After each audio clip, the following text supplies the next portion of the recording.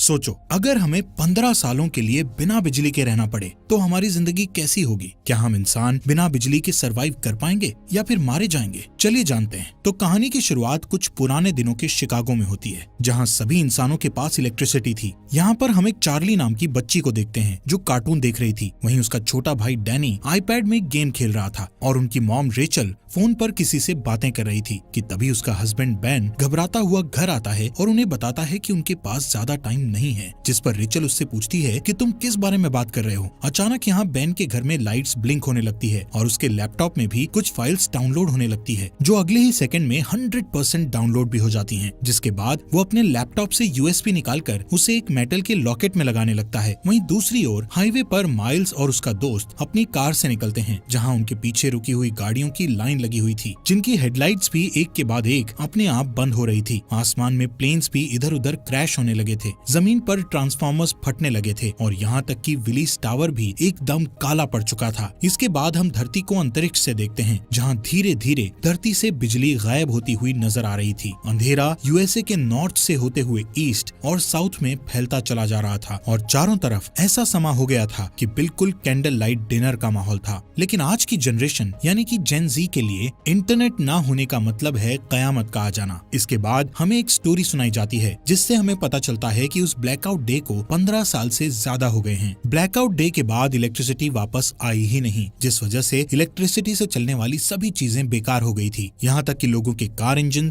Jet turbines और जरा जरा सी बैटरीज भी बिल्कुल खराब हो गई थी। इन सब चीजों की वजह से बड़े पैमाने पर सभी के हालात बहुत खराब हुए। बीमारी बढ़ी लेकिन दवाइयाँ नहीं मिली, आग लगी लेकिन आग बुझाने वाली गाड़ियाँ नहीं थी, फैक्ट्रीज थी लेकिन वहाँ खाने के लिए कुछ नहीं था और सभी लोग हाथ से काम कर रहे थे। जिसके बाद जल्द ही सरकारें गिरने लगी और मिलिटियाज पड़ने लगी थी। ब्लैकआउट के बाद यूनाइटेड स्टेट्स 6 भागों में बंट चुका था, जो कि the Monroe republic, the Georgia federation, the plains nation, Texas, the California commonwealth और बाकी बंजर जमीन थी। इन सभी शहरों के ऐसे हालात को देखकर ज्यादातर लोग यहाँ से कहीं और शिफ्ट हो चुके थे, जिनमें से एक बैन और उसकी फैमिली भी थी, क्योंकि वो वहाँ के विलेज एरिया में रहने लगे थे, जो कि द मोनरो रिपब्लिक एक पीसफुल कॉलोनी थी, जहाँ कुछ 100 लोग जाकर बस गए थे। यहाँ हमें पता चलता है कि बैन की वाइफ का कुछ साल पहले ही देहांत हो गया था और अब वो एक ब्रिटिश मेडिकल डॉक्टर मैगी को डेट कर रहा था। उसके बच्चे डैनी और चार्ली भी अब बड़े हो चुके हैं, लेकिन डैनी को अकेले रहना ज्यादा पसंद है, क्योंकि वो अस्थमा की बीमारी से गुजर रहा है। ऐसे ही एक दिन चार्ली अपने भाई के साथ जंगल में जाती है, जहाँ उन्हें एक एबेंडन वैन दिखती है। चार्ली उसके अंदर जाती है और वहाँ उसे एक मिनी फ्रिज मिलता है, जिसे देखकर उसे अपने बचपन की याद आने लगती है, जब ब्लैकआउट डे के बाद उसके मॉम डैड ने उसे वो पिघली हुई आइसक्रीम दी थी, क्योंकि वो उस वक्त की आखिरी आइसक्रीम थी। एक दिन जब चार्ली हर दिन की तरह जंगल में एक चक्कर लगाने जाती है, तब मोनरो मिलिटिया, जो कि मोनरो रिपब्लिक की मिलिट्री फोर्स है, वो कॉलोनी के अंदर आते ही धावा बोल देती है। मिलिटिया की कलाई पर एक टैटू गुदा हुआ था, जो कि मोनरो रिपब्लिक के मेंबर्स का सिंबल था, जिससे उन्हें पहचाना जा सकता था। अब क्योंकि ये मोनरो रिपब्लिक के सेटलमेंट का समय है, इसलिए वहाँ रहने वाले सभी लोगों को टैक्स के रूप में अपनी फसलें देना उनकी जिम्मेदारी है। हालांकि बेन जानता है कि ये टैक्स से कहीं ज्यादा है। बेन को लगता है कि उनके साथ कुछ बुरा होने वाला है, इसलिए वो अपने सबसे अच्छे दोस्त आरोन के पास जाता है और उसे वो लॉकेट दे देता है, जिसमें बेन ने मूवी के शुरू में वो यूएसबी लगाया था। बेन आरोन से कहता है कि चाहे कुछ भी हो जाए, तुम्हें इस लॉकेट को कुछ नहीं होने देना। तभी उस मिलिटिया ग्रुप का कैप्टन मेजर टॉम नेवेल वहाँ आ जाता है और बेन को अपने साथ चलने के लिए कहता है। वो उससे उसके भाई माइल्स के बारे में पूछता है, जिस पर बेन कहता है कि वो माइल्स से पिछले 15 सालों से नहीं मिला है। वहाँ मौजूद सभी लोग डर के मारे देखते हैं कि मिलिटिया ग्रुप अपने कदम वापस लेने लगता है कि अचानक वहाँ डैनी आकर उनकी ओर क्रॉसबो पॉइंट करता हुआ अपने डैड को ना ले जाने की धमकी देता है। बेन उसे शांत करने की कोशिश करता है, लेकिन इससे कोई फायदा नहीं होता और गलती से डैनी उन पर गोली चला देता है, जिससे वहाँ मौजूद एक दुश्मन मारा जाता है।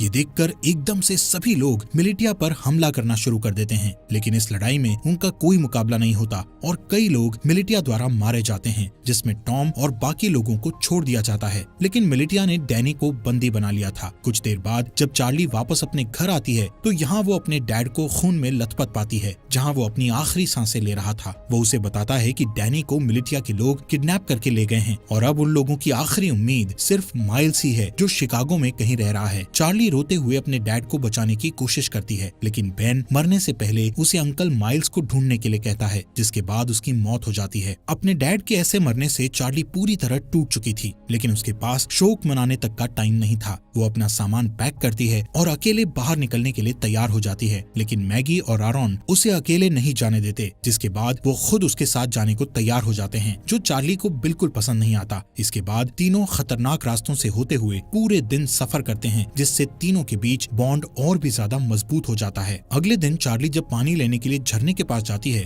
तो उसे एक नेट नाम का लड़का दिखता है, जिसे देखकर वो वहीं रुक जाती है। अब क्योंकि पूरी दुनिया ब्लैकआउट में चली गई थी, इसलिए तब के बाद से हर इंसान को पहली बार में देखकर खतरा ही समझा जाने लगा था। यहाँ तक कि चार्ली जैसी लड़की के लिए बहुत सी चीजें दिमाग में होती हैं, लेकिन खुशकिस्मती से नेट सिर्फ उससे उसका नाम पूछता है और उसे जाने देता है। उस रात चार्ली और उसके दोस्तों को एक टूटा फूटा प्लेन मिलता है, जिसमें वो रात गुजारने की सोचते हैं, लेकिन बदकिस्मती से ये स्कैवेंजर्स ग्रुप का ठिकाना था, जहाँ उन लोगों को देखकर कुछ चोर यहाँ आते हैं और चाकू की नोक पर उनमें से एक चार्ली को उनसे दूर ले जाता है। मैगी को यहाँ कुछ खतरा महसूस होता है कि तभी वो अपने तेज दिमाग का इस्तेमाल करके उन चोरों को विस्की पिला देती है, जिसकी ठीक बाद वो लोग उल्टी करते हैं और मर जाते हैं। वहीं दूसरी ओर आखिरी चोर चार्ली को मारने की कोशिश करता है कि तभी अचानक वहाँ नेट आ जाता है और उसे बचा लेता है। अगली सुबह नेट उन तीनों के साथ जाता है, क्योंकि यहाँ पता चलता है कि वो भी उनके साथ शिकागो जा रहा है। मैगी उसे अपनी टीम में देखकर कंफ्यूज हो जाती है, क्योंकि नेट उसके लिए बिल्कुल अनजान था। इसलिए वो चार्ली को वार्निंग देती है कि उसे ऐसे ही किसी पर भरोसा नहीं करना चाहिए, लेकिन कुछ देर बाद उसे याद आता है कि हर कोई बुरा नहीं है, इसलिए अब उसे नेट से कोई परेशानी नहीं थी। अगले सीन में जब मेजर टॉम और उसकी आर्मी आराम कर रही थी तो डैनी इस बात का फायदा उठाकर वहाँ से भागने की कोशिश करता है और हथकड़ियों का ताला खोलकर भाग जाता है, लेकिन कुछ दूर और भागने के बाद उसे अस्थमा का दौरा पड़ता है और वो वहीं एक घर के पास गिरकर बेहोश हो जाता है। कुछ घंटों बाद जब उसकी आंख खुलती है तो वो अपने सामने एक लड़की को उस पर बंदूक ताने देखता है। वो लड़की अपना नाम ग्रेस बताते हुए उससे पूछती है कि वो कहाँ से आया है, जिस पर डैनी बताता है कि कुछ लोगों ने उसे किडनैप कर लिया था, जिनसे बचता हुआ वो यहाँ आया है। ये सुनकर वो लड़की बंदूक नीचे करती है, जिसके बाद वो उसे अस्थमा पंप देती है और बताती है कि ये उसके मरे हुए बेटे का है। इसके बाद हम उन चारों के ग्रुप को देखते हैं जो फाइनली शिकागो पहुंचते हैं, जो कि मोनरो रिपब्लिक में ही है। यहाँ देखने लायक बात है कि रिगली फील्ड पूरी तरह से आईवी प्लांट से कवर्ड है, सड़कें मछुआरों से भरी हुई है और फोक्सवैगन बीटल जैसी गाड़ियों को घोड़े की बग्गी में बदल दिया गया है। बेन की बताई जानकारी के बाद वो सभी एक होटल में पहुंचते हैं। बारटेंडर से माइल्स के बारे में पूछते हैं। पहले तो वो बारटेंडर माइल्स नाम के किसी इंसान को जानने से मना कर देता है, लेकिन जब चार्ली उसे अपने डैड बेन के बारे में बताती है कि हाल ही में उनकी डेथ हुई है, तो वो बताता है कि वो खुद ही माइल्स है, लेकिन वो उन सभी से अपनी पहचान को छुपाए रखने के लिए बोलता है। कुछ देर बाद माइल्स अपनी भतीजी को अंदर ले जाता है और उससे प्राइवेटली बात करता है, जहाँ चार्ली बताती है कि कैसे मिलिटिया ने उसके डैड को बेरहमी से मार डाला और डैनी को किडनैप करके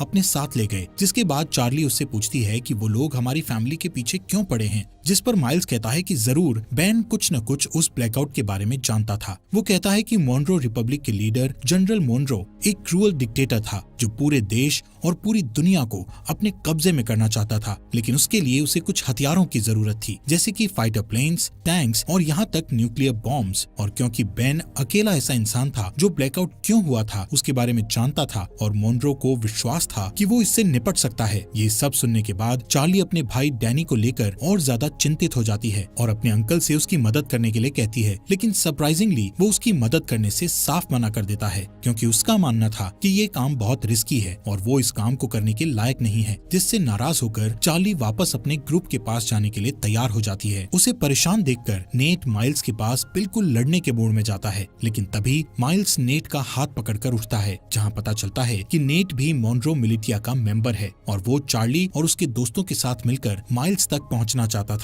ये जानकर हर कोई हैरान हो जाता है, लेकिन इससे पहले कि वो कुछ कर पाते नेट वहाँ से भाग जाता है। अब मिलिटिया को उनकी लोकेशन का पता होने के बावजूद भी माइल्स अपनी जगह को छोड़ने से मना कर देता है, क्योंकि उसका मानना था कि वो अकेला ही पूरी फौज का सामना कर सकता है। चार्ली और बाकी लोग भी माइल्स की मदद करने को तैयार थे, लेकिन माइल्स गुस्से में उन पर चिल्लाते हुए उन्हें यहाँ से दूर जाने के लिए कहता है। कुछ ही देर बाद नेट अपने साथ बहुत सारे आर्मी सेना को लेकर माइल्स से लड़ने आता है, लेकिन इतने सैनिक होने के बावजूद भी माइल्स सभी से बड़ी सफाई से तलवारों का इस्तेमाल करके लड़ता है और एक एक करके सबको मार देता है। जिसके बाद वहाँ चार्ली और उसके दोस्त वापस आ जाते हैं और माइल्स के साथ लड़ाई में शामिल हो जाते हैं। इसी बीच मिलिटिया का एक आदमी चार्ली को जान से मारने की कोशिश करता है, लेकिन अचानक से तभी नेट आकर उस आदमी को मार गिराता है। थोड़ी ही देर बाद माइल्स मिलिटिया के कैप्टन को जान से मारकर लड़ाई खत्म करता है, जिसके बाद वो चार्ली और बाकी लोगों के साथ डैनी को ढूंढने के लिए निकल जाता है, जो सुनकर भी सभी काफी खुश होते हैं। कुछ देर बाद माइल्स को अचानक से उस ब्लैकआउट डे का एक फ्लैशबैक याद आता है और यहाँ से सीन फ्लैशबैक में जाता है, जहाँ सारी दुनिया में अचानक अंधेरा छा जाने के बाद वो अपने दोस्त के साथ कार से बाहर निकलता है और अपने दोस्त के साथ मरीन कॉर्प्स बेस में जाता है, जहाँ हमें पता चलता है कि ये दोनों मरीन पुलिस हैं। यहाँ अंदर जाने के लिए उन्हें अपने हाथ पर बना वो एम नाम का टैटू दिखता है, जिससे पता चलता है कि माइल्स का दोस्त, जिसका नाम सेबेस्टियन मॉनरो है और वो इस समय मॉनरो रिपब्लिक का लीडर भी है। वहीं दूसरी ओर मेजर टॉम और उसके आदमी डैनी के फुटप्रिंट्स का पीछा करते हुए ग्रेस के घर तक पहुँचते हैं। डरी हुई ग्रेस डैनी को बचाने की कोशिश करती है, लेकिन जैसे ही टॉम उसे जान से मारने की धमकी देता है तभी वो पीछे हटती है और टॉम उसके घर में घुसकर डैनी को पकड़ लेता है। उनके जाने के बाद ग्रेस चुपके से बेसमेंट में जाती है और एक लॉकेट निकालती है जो बिल्कुल आरॉन के लॉकेट जैसा था। जैसे ही वो उसे दबाती है तो अचानक से कमरे में बल्ब चालू हो जाता है। इसके बाद ग्रेस उस लॉकेट को कंप्यूटर में लगाती है और किसी से चैट करना शुरू कर देती है। दूसरी तरफ जो ग्रेस से चैट कर रहा था वो बहुत खुश था कि मिलिटिया को उनके छुपे हुए राज के बारे में नहीं पता चला। यहाँ प्रेजेंट में माइल्स ग्रुप को अपने साथ ही रखता है, जो कि अपनी एक पुरानी साथी को ढूंढ रहा है जिसका नाम नोरा है, जो एक्सप्लोजिव्स बनाने में माहिर है। माइल्स चार्ली को बताता है कि अगर उन्हें डैनी को बचाना है तो उन्हें नोरा जैसे तेज फाइटर की जरूरत पड़ेगी। यहाँ टैवर्न में अचानक उनके ऊपर कुछ दुश्मन हमला कर देते हैं, लेकिन इस बार भी माइल्स सबको हरा देता है। तभी वो एक आदमी को पकड़ता है और उसका गला घोटते हुए नोरा की लोकेशन पूछता है। यहाँ हमें पता चलता है कि नोरा को भी मिलिटिया ने पकड़ रखा है और इस समय वो मिलिटिया में एक नौकर बनकर रह रही है। उस रात माइल्स अकेले ही बाहर जाने का फैसला करता है, ये कहते हुए कि वहाँ जाना खतरे से खाली नहीं है। जिसके बाद वो रेडी होकर बाकी ग्रुप के लोगों को लॉवेल इंडियाना में अगले 2 वीक बाद मिलने के लिए कहता है। हालांकि अगली सुबह जब मैगी और आरॉन जागते हैं तो उन्हें पता चलता है कि जिद्दी चार्ली भी माइल्स के साथ निकल गई है, जो चीज उन्हें बिल्कुल अच्छी नहीं लगती। अब उनके पास कोई चारा नहीं बचा था, इसलिए आरॉन मैगी को लॉकेट देता है जो कि बेन ने उसे दिया था। वो ये भी बताता है कि बेन ने उन्हें ग्रैंड पार्क में एक लेडी से मिलने के लिए भी कहा था, जो और कोई नहीं बल्कि ग्रेस ही है। हालांकि दोनों अभी भी चार्ली को लेकर चिंतित हैं, लेकिन उन्हें लगता है कि वो ठीक हो जाएगी और इसके बदले वो ग्रेस को ढूंढने के लिए ग्रैंड पार्क जाने लगते हैं। ये दोनों ग्रेस को ढूंढने निकल जाते हैं, जहाँ इन्हें लगता है कि ग्रेस ही वो की हो सकती है जिससे अर्थ पर इलेक्ट्रिसिटी को वापस लाया जा सकता है। वहीं दूसरी ओर जब मेजर टॉम अपनी सेना को लीड करते हुए अपने अड्डे की ओर जा रहे थे कि तभी अचानक एक गोली चलने की आवाज सुनाई देती है, जो सुनते ही वो लोग अपना रास्ता बदलकर उस गन शॉट की आवाज का पीछा करते हैं, जिसका पीछा करते करते वो लोग एक छोटे से घर तक पहुंचते हैं, जहां इन्हें पता चलता है कि इस मॉनरो रिपब्लिक में आम इंसान अपने पर्सनल बंदूकें और गोला बारूद नहीं रख सकते। इसी वजह से सभी लोग क्रॉसबोज और दूसरे हथियारों का इस्तेमाल करते हैं। इसी के चलते मेजर टॉम उस घर के मालिक को धमकी देता है कि वो अपने घर के सभी हथियारों को उन्हें दे दे। उस आदमी को लगता है कि वो हथियार देने के बाद भी मारा जाएगा, इसलिए वो अपने घर से एक बंदूक निकालकर बाहर खड़े एक आदमी को गोली मार देता है कि तभी मेजर टॉम उस आदमी को गोली मारकर उड़ा देता है। इन सब चीजों के बाद हम वहीं डरे हुए डैनी को देखते हैं। अगले सीन में मिलिटिया के अड्डे पर हमें फॉर्मली जनरल मॉनरो से मिलवाया जाता है, जिसका हाथ इन सभी बुरी चीजों में है। मॉनरो वहाँ मौजूद एक आदमी से अपने हथियारों के बारे में पूछता है, लेकिन जब वो डरा हुआ आदमी उसका कोई जवाब नहीं देता तो वो उसे बेरहमी से जान से मार देता है। जिसके बाद वो दूसरे रूम में अपने एक दूसरे वर्कर के पास जाता है, जहाँ हमें पता चलता है कि ये बेन की वाइफ रेचल है, जिसे हम मरा हुआ मानते हैं। यहाँ मॉनरो रेचल को बताता है कि बेन मर चुका है और ये सुनकर रेचल बहुत परेशान हो जाती है। इस दौरान चार्ली पूरे दिन जंगल में घूमती हुई आखिर में अपने अंकल को ढूंढती है, जहाँ माइल्स उससे गुस्सा था क्योंकि उसने उसकी बात नहीं सुनी थी। लेकिन जब चार्ली बताती है कि उसके भाई को अस्थमा का दौरा पड़ता है तो वो शांत हो जाता है। कुछ देर बाद उन्हें ढेर सारे मजदूर दिखते हैं जो हाथों से हेलीकॉप्टर को खींचकर ले जा रहे थे। यहाँ पता चलता है कि जनरल मॉनरो को विश्वास है कि एक दिन इलेक्ट्रिसिटी जरूर आएगी और उस दिन के लिए वो खुद को तैयार करना अभी से शुरू कर देता है। इन सभी मजदूरों में माइल्स नोरा को भी देखता है और चार्ली से कहता है कि उसे इतने सारे लोगों में से बचाना मुश्किल होगा क्योंकि यहाँ कई सारे गार्ड्स के पास स्नाइपर राइफल भी हैं। लेकिन माइल्स अपने दोस्त को हर हालत में बचाना चाहता है। वो नोरा को बचाने का प्लान बनाते हुए रात होने का इंतजार करता है और जैसे ही रात होती है तो सबसे पहले चार्ली डिस्ट्रैक्शन पैदा करती है और वहाँ मौजूद गार्ड्स को भगा देती है। फिर वो वहाँ गार्ड्स के पीछे छुप जाता है और आखिर में नोरा को बचाकर अपने साथ ले जाता है। लेकिन इस बात से नोरा नाराज हो जाती है क्योंकि वो खुद जानबूझकर कैदी बनी हुई थी, क्योंकि उसे उनकी राइफल चुरानी थी। उन स्नाइपर्स के पास ऐसे हथियार हैं जो आमतौर पर मिलना मुश्किल हैं। कुछ देर बाद माइल्स नोरा से कहता है कि उसे अपनी भतीजी को बचाने के लिए उसकी मदद चाहिए, जिसके लिए वो तुरंत मान जाती है। लेकिन इसके बदले वो उससे स्नाइपर्स से राइफल चुराने में मदद मांगती है। माइल्स को ये मुश्किल लगता है, लेकिन इस समय उसके पास नोरा की बात मानने के अलावा कोई चारा नहीं था। थोड़ी देर बाद वो तीनों पास की एक झोपड़ी में जाते हैं, जहाँ वो तीनों डैनी को बचाने की प्लानिंग करते हैं। बारूद का यूज करके नोरा एक टेम्पररी हथियार बनाती है, जिसका इस्तेमाल वो उन स्नाइपर्स वाले गार्ड को मारने के लिए करेंगे। लेकिन एक दिक्कत ये है कि इस हथियार का असर सिर्फ कुछ मीटर्स तक ही रहेगा, जिसका मतलब हुआ कि उनमें से किसी एक को गार्ड के पास जाकर उन्हें गोली मारनी होगी। वो लोग प्लान करते हैं कि माइल्स और नोरा आसानी से उनकी पकड़ में आ जाएंगे, लेकिन चार्ली उनका आखिरी ऑप्शन होगा। यहाँ से जाने से पहले माइल्स उनसे कहता है कि जैसे ही वो सभी गार्ड्स मर जाएंगे तो वो सभी पहरेदारों को निकाल लेंगे। कुछ ही देर बाद चार्ली अपने हथियार को स्लीव्स के अंदर छुपाती है और एक खोया हुआ इंसान होने का नाटक करती हुई पहरेदारों के पास जाती है, जिसके बाद वो तुरंत हथियार लेकर गार्ड्स के पास जाती है और तुरंत उन्हें मार देती है। इससे पहले कि बाकी गार्ड्स कुछ कर पाते, वहाँ नोरा और माइल्स आकर उन पर हमला कर देते हैं। इस लड़ाई के बाद जब वो लोग सभी मजदूरों को आजाद कर रहे थे तो नोरा ये रिवील करती है कि उसने अपने रेबल के लिए स्नाइपर चोरी की थी।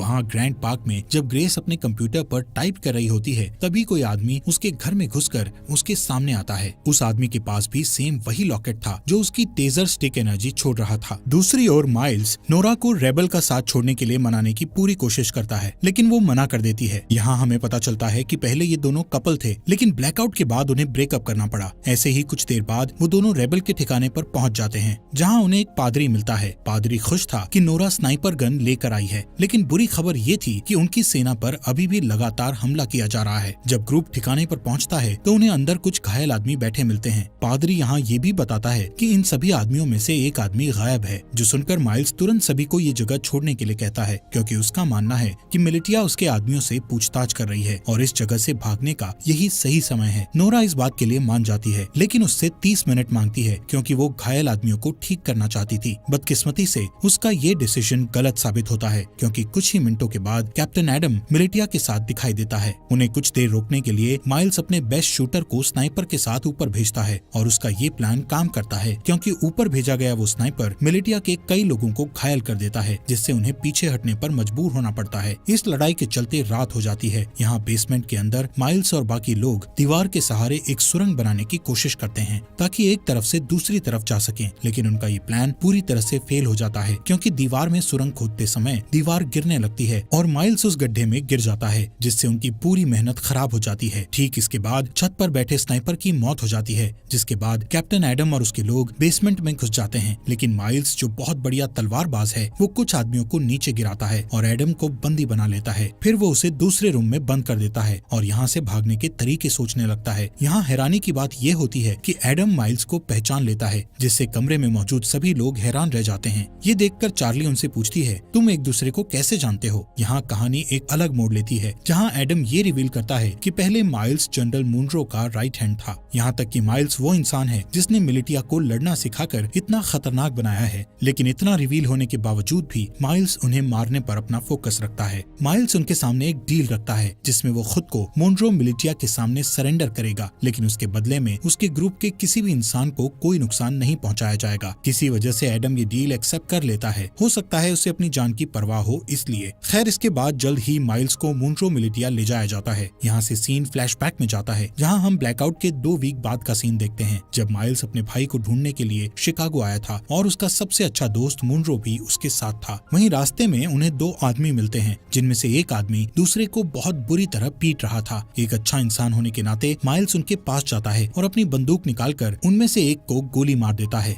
इसके बाद दोनों दोस्त उस बचे हुए चोटिल इंसान की मदद करते हैं, जो और कोई नहीं बल्कि कैप्टन एडम ही था, और इसीलिए वो आज तक माइल्स की इतनी रिस्पेक्ट करता है, क्योंकि उसने उसकी जान बचाई थी। यहाँ से सीन वापस प्रेजेंट में आता है। जैसे ही माइल्स मिलिटिया को अपनी जगह पर ले जा रहा था, तो रास्ते में वो एक ब्रिज पार करते हैं, जहाँ अचानक से एक एक्सप्लोजन होता है, जिससे सभी लोग चौंक जाते हैं और इसी इसी दौरान नोरा और चार्ली माइल्स को उनसे बचा लेते हैं। वहाँ से जाने से पहले वो एक और एक्सप्लोजन करते हैं जिससे वो पकड़े न जाएं। वहीं दूसरी ओर मैगी और आरॉन जो ग्रेस को ढूंढने के मिशन पर हैं, आखिरकार वो उसके घर तक पहुँच जाते हैं, लेकिन उस घर में कोई भी नहीं था क्योंकि ग्रेस ने ये घर छोड़ दिया था। यहाँ आरॉन जो गूगल का एक पुराना एम्प्लॉय होने का दावा करता है और कहता है कि वो कंप्यूटर के बारे में बहुत कुछ जानता है। इसके बाद वो बेसमेंट में जाता है जहाँ उसे ग्रेस का कंप्यूटर रखा मिलता है, जिसे देखकर पता चलता है कि इसे हाल ही में बनाया गया था, जिससे पता चलता है कि यहाँ इलेक्ट्रिसिटी थी। हालांकि जब वो कई घंटों तक कंप्यूटर की जांच पड़ताल करता है तो उसे वहाँ कोई सुराग नहीं मिलता। आरॉन थक जाता है और ऊपर जाकर वो कंप्यूटर मैगी को दिखाता है। तभी उसका लॉकेट चमकने लगता है और पास में रखे हेडफोन में गाना बजना शुरू हो जाता है, जहाँ मैगी के आईफोन में जान सी आ जाती है, जिसकी वजह से वो कई सालों बाद अपने बच्चों को देखती है।